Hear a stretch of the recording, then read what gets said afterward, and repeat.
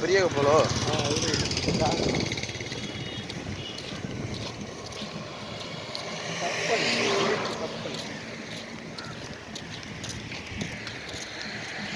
ரெண்டு கடலா தெரியுது. இது ஒரு கலர், அது ஒரு கலரா தெரியுது.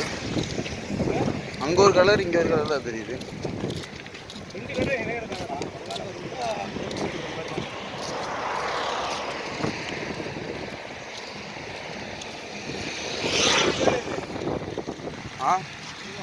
இதெல்லாம் கரை போல, வேணாம் கப்பல் நிப்பாட்டி வச்சிருக்காங்க. இதெல்லாம் கரை. மீன் பிடிக்க போறாங்கல்ல, மீன் பிடிக்க போறாங்க.